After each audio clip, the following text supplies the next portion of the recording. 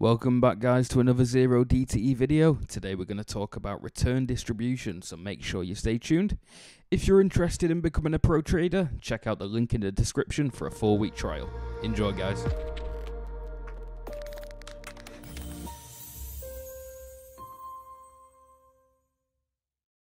All right, now see, here's the distribution of returns. The red bar is the zero, or is close to zero. Everything to the right are profits, everything to the left are losses. You can see that there's lots of small losses, very tiny losses, in the range of $5 to $30, whatever, a lot of them. But most of them are in this range here, which would account for a full loss, all of these. So they're different size trades that I put on. And then over here are all my wins. Now, my winners go way, way, way to the right, up until about 350. I would say 300, maybe 300, somewhere around there. Somewhere in this range, actually, probably closer to 225. Right in here. Everything to the left pays for all of these. So I'm going to say somewhere between the 225 mark and the 375 mark. All of these pay for all of the ones to the left. Then everything out here, way out here, are the things that elevate my trading capital. And as you can see, those are much, much larger wins and some humongous wins that happen occasionally. Now, over time, those will all fill in over time, and everything will be a nice curve, and it will be this right skewed long tail profits. But it's these things that are all to the right, these long tails, that I'm really looking after. Everything else is meant to hold the line. And sometimes you hold the line for quite a bit. It can be literally weeks that you go sideways. You'll win some, lose some, win some, lose some, win some, lose some. But the goal is to not draw down too much. And that's ultimately the type of distribution of returns that we would like on any of these strategies that we create. Very, very important.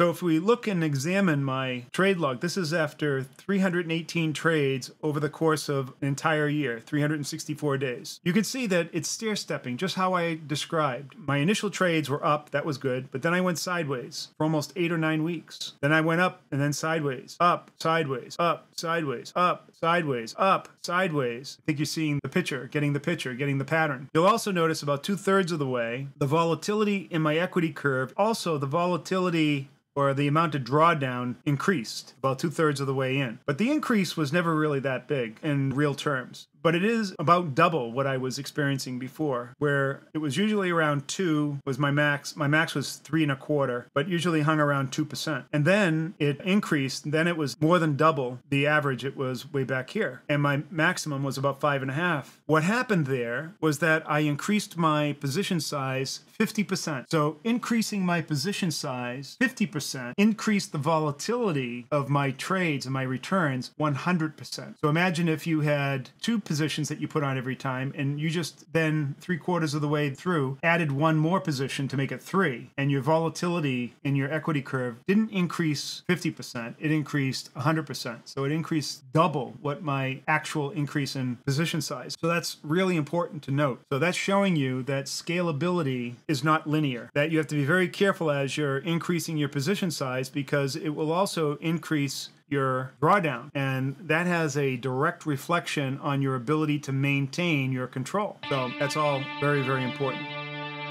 Thanks for watching guys. I hope you enjoyed the video, and if you did, make sure you hit that subscribe button and hit the like button below. If there's any questions that you might have for Coach Ernie, make sure you leave them in the comment section. Thanks guys.